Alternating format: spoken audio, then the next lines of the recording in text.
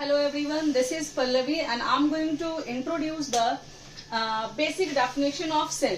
Okay, so the basic definition is the cell is the structural and functional unit of life. So we will understand what is the structural and functional unit.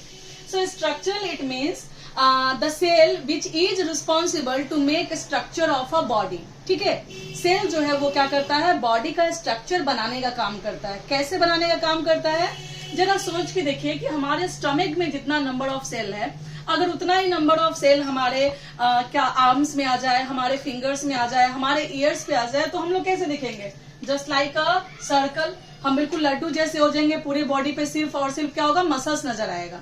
ठीक है, तो इसके लिए क्या किया जाता है कि सेल जो है ये कंट्रोल करते हैं कि बॉडी के किस पार्ट में कितना ज्यादा नंबर ऑफ सेल्स को ग्रो करना है और किस पार्ट में कितने कम नंबर ऑफ सेल्स को ग्रो करना है.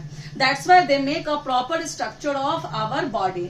Not about our body but all the living things. इनका जो बॉडी है, उनका जो स्ट्रक्चर है, वो सिर्फ और सिर्फ बना है किस चीज के, सेल की हेल्प से. So we can say that cell make structure of the body. Now, the second important thing is that it is the functional unit of life. Okay, so why it is called the functional unit of life? Because जिंदगी जीने के लिए जो functions चाहिए होते हैं, वो सारा फंक्शन कहाँ होता है, एक सेल के अंदर कंप्लीट होता है. लेट अस सी, हम लोग इसके लिए एक छोटा सा रिएक्शन जो सेल के अंदर होता है, उस रिएक्शन को लिखेंगे. ये रिएक्शन है कि ग्लूकोज प्लस ऑक्सीजन, जिससे प्रोडक्ट आता है CO2, H2O एंड एनर्जी. अब आप ध्यान से देखिए, इस रिएक्शन को बोला गया है मेटाबॉलिक रिएक्शन. ठीक है, मेटाबॉलिक रिएक्शन इसका मतलब ऐसा रिएक्शन जिसको करके हम सरवाइव करते हैं, हम जिंदा रहते हैं.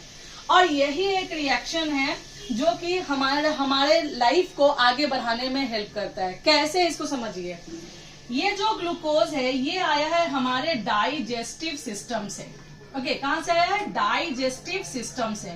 मतलब हम लोगों ने जो फूड लिया था, ये फूड डाइजेस्ट होने के बाद हमारे ब्लड स्ट्रीम में गया और वहां से ये ब्लड के साथ आ गया कहाँ पर, सेल के अंदर. कैसे आया, तो कैपिलरी की हेल्प से.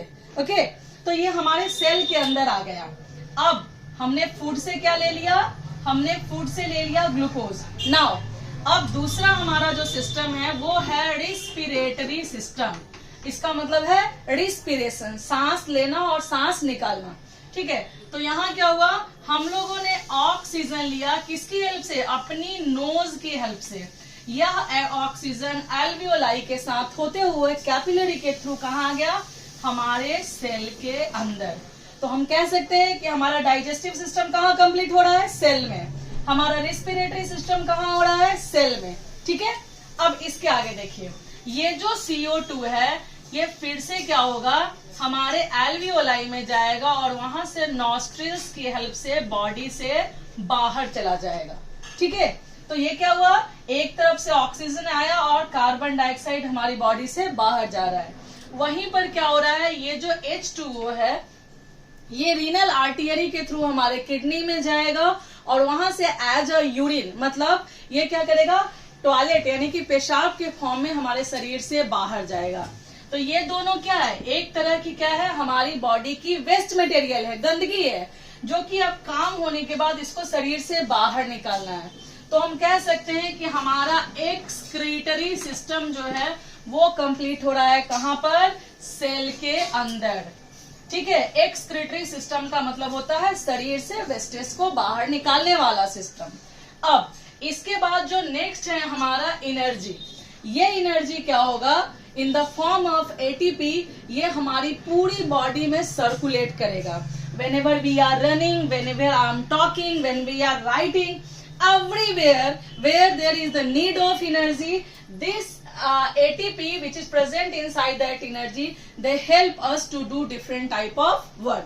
Okay, so we can say that for any type of function which we have to perform, किसी भी तरह का काम जो हमको करना है, उस काम को करने के लिए हमको एनर्जी देने का काम कौन करता है, तो वो है हमारा प्यारा cell. That's why it is called the functional unit of life. क्योंकि डाइजेशन का फंक्शन यही कंप्लीट होगा, रिस्पिरेशन का फंक्शन यही कंप्लीट होगा, वेस्टेज को निकलने का जो प्रोसेस है, फंक्शन है, वो भी यहीं से कंप्लीट होना है। और जो हमको एनर्जी मिलना है, जिसके कारण हम लोग जिंदा है, वह भी क्या हो रहा है, यही कंप्लीट हो रहा है।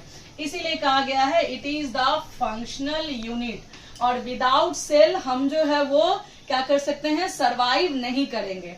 यही सेल जो है वो आपस में क्या होता है, कंबाइन होकर के टिश्यू बनाता है। यही टिश्यू आपस में कंबाइन होकर के ऑर्गेन बनाएगा। यही ऑर्गेन आपस में कंबाइन होकर के ऑर्गेन सिस्टम बनाएगा। और इन्हीं सिस्टम से बना हुआ है हमारा बॉडी। यहाँ मैंने 1, 2, 3 सिस्टम्स की बात कर रखी है, ठीक है। तो इस तरह से और भी सिस्टम्स है जो आपस में मिलकर के हमारे बॉडी को बनाते हैं। तो हम लोग बोल सकते हैं कि अगर ये सेल नहीं होगा तो ये सारा प्रोसेस नहीं होगा, और जब ये प्रोसेस ही नहीं होगा तो हम सरवाइव नहीं कर पाएंगे। इसीलिए सेल का एक और नाम दिया गया है कि it is the fundamental unit, or we can say that basic unit, or we can say that base of the life.